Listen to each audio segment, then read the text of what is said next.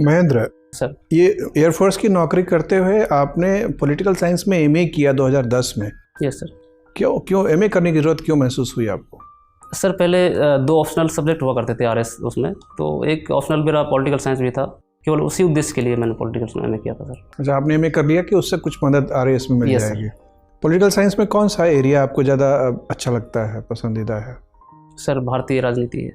भारतीय राजनीति। Yes sir. तो ये बताएं कि 1935 के भारत शासन अधिनियम के तहत चुनाव कराए गए थे राज्यों में।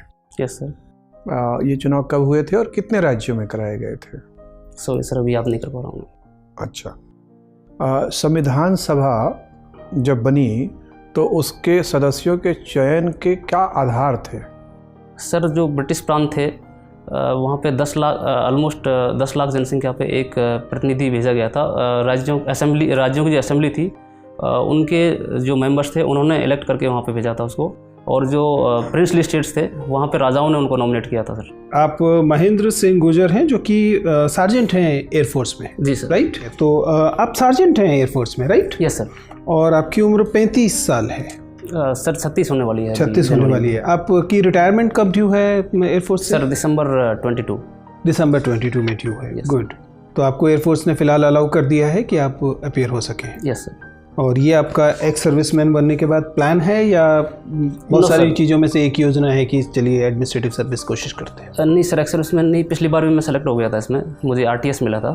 लेकिन एयरफोर्स की पॉलिसीज है कि वो ग्रुप ए पोस्ट में ही रिलीव करती है, और ये ग्रुप बी पोस्ट थी इसलिए मैं रिलीव नहीं हो पाया था लास्ट ईयर। अच्छा, मतलब आप पहले चयनित हैं लेकिन एयरफोर्स की नीति के कारण वो आपकी पेंडिंग में है या उसे लैप्स मान लिया गया? सब जुडिस है सर। अच्छा, आप कोर्ट गए हैं उसके? Yes sir. Good.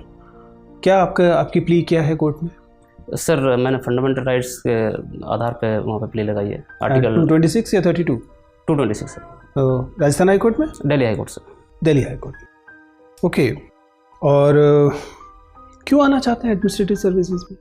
Civil services और मिलिट्री सर्विसेज जो हैं वो इनको एक दूसरे की विपरीत सर्विस माना जाता है अपनी प्रकृति में। इनफैक्ट सिविल सर्विस को सिविल सर्विस कहा ही इसलिए जाता है क्योंकि वो सेना की सर्विस नहीं है। Yes sir. ठीक है, तो आप क्यों ये दल बदल डिफेक्शन करना चाह रहे हैं? डिफेक्शन तो आपकी सेना में बहुत बुरी बात मानी जाती है। नहीं सर, डिफेक्शन नहीं कर रहा हूँ मैं। वहाँ पे मैंने बहुत बेहतरीन काम किया है। आज तक पिछले 18 साल की सर्विस में मुझे एक भी वार्निंग लेटर नहीं मिला है, बल्कि 2 बार मेरे एयर ऑफिसर कमांडिंग से प्रशस्ति पत्र मिला है। यहाँ पे मैं इसलिए आना चाहता हूँ कि यहाँ पे सोसाइटी से जुड़ने का मौका मिलता है सर। वहाँ पे हम लोग शिफ्ट में काम करते हैं, मॉर्निंग आफ्टरनून नाइट, वही एक कंटिन्यूस प्रोसेस रहता है। यहाँ पे हम रह के सिविल सोसाइटी से जुड़ सकते हैं, लोगों के लिए काम कर सकते हैं। इसके अलावा सर इस पद के साथ जो प्रतिष्ठा जुड़ी हुई है, मैं वहाँ पे एक जवान के तौर पर काम कर रहा हूँ। यहाँ पे एक प्रतिष्ठित सेवा है ये, और करियर एनहेंसमेंट भी मेरा इसमें होगा, इसलिए मैं आना चाहता हूँ। अलवर ज़िले की साक्षरता दर कितनी है? सर 71 पॉइंट समथिंग है सर। 71 point something. Yes. और लिंगानुपात? सर 895 पर 1000। इतना कम क्यों है 895? और चाइल्ड सेक्स रेशो की अगर बात करें तो कितनी है? सॉरी सर, उसका मतलब इससे कम है या ज़्यादा है? इससे कम है सर। कम है। महेंद्र, ये बताइए, आप तो एयरफोर्स से हैं, आई एम वेरी श्योर कि you are proud of your organisation, right? मुझे बताइए कि अगर हम एयरफोर्स की उपलब्धियों को देखें सर, हम लोग जो हमारी थल सेना है उसकी उपलब्धियों की बात तो पिछले 200 साल से कर रहे हैं सर, लेकिन हम अगर वायुसेना की उपलब्धियों को देखें तो ऐसी 3 महत्वपूर्ण उपलब्धियां बताइए जिनके बारे में गर्व से कहा जा सके कि ये भारतीय वायुसेना की महानतम उपलब्धि है। सर करगिल वार को फाइनली एयरफोर्स के सपोर्ट से ही जीता गया था, क्योंकि वो लोग बहुत हाइट्स पे थे और आर्मी उनको कब्जा नहीं कर पा रही थी। फिर एयरफोर्स का सपोर्ट लेने के बाद ही हम लोग अपनी टेरिटरी को वापस ले पाए थे।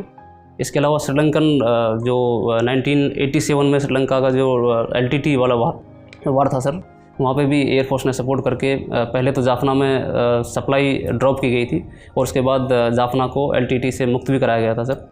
और इसके अलावा सर हाल ही में एयरफोर्स ने मालदीव में उस ऑपरेशन का मुझे याद नहीं आ रहा सर नाम, उसके तहत ऑपरेशन संजीवनी चलाया था, जिसमें वहाँ पे कोविड-19 से रिलेटेड मटेरियल वहाँ भेजा था सर। फाइन। महेंद्र सर, ये बताइए कि अलवर की विशेष बातें क्या है? आप अलवर से आते हैं? Yes sir. अलवर की विशेषताएं क्या है? सर भौगोलिक रूप से राजस्थान के नॉर्थ ईस्ट में पड़ता है ये, और इसकी सीमाएं हरियाणा से लगती है अगर मैं अंतर्राज्यीय सीमा की बात करूं तो। और राजस्थान के दौसा, भरतपुर और जयपुर से इसकी सीमाएं लगती हैं। ठीक है। और ये मत्स्य संघ की राजधानी रहा है सर पहले। उसके अलावा सर यहाँ पे प्राकृतिक और ऐतिहासिक पर्यटन स्थल हैं देखने के लिए, जिनमें वर्तमान में राजस्थान को अलवर का क्या योगदान मिलता है? सर एक इंडस्ट्रियल हब है जहाँ पे भिवाड़ी, निमराना, खुसखेड़ा एक इंडस्ट्रियल एरिया है सर, जहाँ पे काफ़ी लोगों को रोज़गार मिलता है और राजस्थान की जीडीपी में काफ़ी योगदान है इसका। औद्योगिक क्षेत्र क्या होते हैं? सर एक ऐसा क्षेत्र जहाँ पे कई सारी इंडस्ट्रीज एस्टेब्लिश होती हैं, उसको हम एक औद्योगिक क्षेत्र बोल सकते हैं। उसको औद्योगिक क्षेत्र कहते हैं। अलवर में एक नेशनल पार्क भी है? यस सर, सर इसका नेशनल पार्क। क्या विशेषता है उसकी? उसका कोर क्षेत्र कौन सा है? सर एक टाइगर प्रोजेक्ट है ये, और यहाँ पे अभी 20 टाइगर्स हैं सर, इंक्लूडिंग कब्स। इसके अलावा सर दूसरे वन्यजीव भी हैं यहाँ पे, जिनमें चीता है, चीतल है, और विशेषतः जंगली सुअर यहाँ मिलता है सर। सरिस्का में बहुत से टाइगर्स को रिलोकेट करना पड़ा है, मतलब अन्य जगहों से सरिस्का बुलाना पड़ा है। Yes sir. ऐसा क्यों करना पड़ा, और सरिस्का के अपने टाइगर्स कहाँ गए?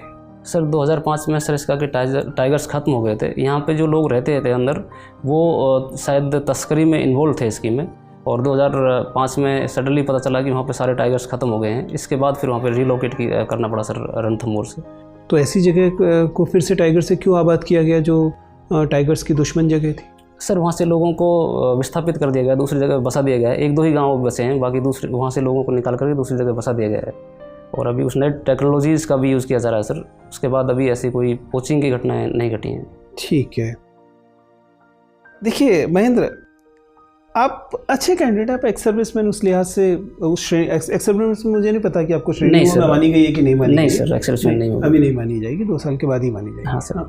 लेकिन आपके पास एक अनुभव है आर्म फोर्सेस का, और जिस कारण आपके बारे में एक सकारात्मक राय इन जनरल होगी, ठीक है ना? ये राय सेंस में भी होगी कि आप वहाँ सेवा में रहते हुए परीक्षाएं पास कर पा रहे हैं, पिछली बार भी की है, इस बार भी आप परीक्षा पास कर पाए, तो आपको लेकर एक पॉजिटिव राय पहले से बनी हुई होगी, जिसका लाभ आपको मिलेगा। सामान्यतः जब आपका बैठने का तरीका, आपका बात करने का तरीका, वाचिक स्पष्टता जो है वो, आपके आई कांटेक्ट, फ्लो, कम्युनिकेशन वाली जो चीज़ें हैं वो सामान्यतः ठीक जा रही हैं, तो उसमें आपको कोई परेशानी मुझे नहीं लगता कि होने वाली है। Otherwise by and large you are doing very good. Alwar वगैरह को थोड़ा सा और गहराई से देख लीजिए। बाकी चीज़ें मुझे लग रहा है कि आप अच्छे से कर रहे हैं, मुझे कोई मेजर कारण नहीं दिखाई दे रहा कि आपका चयन क्यों नहीं होगा। डेफिनेटली बहुत अच्छे से हो। ठीक है, all the best. Thank you sir.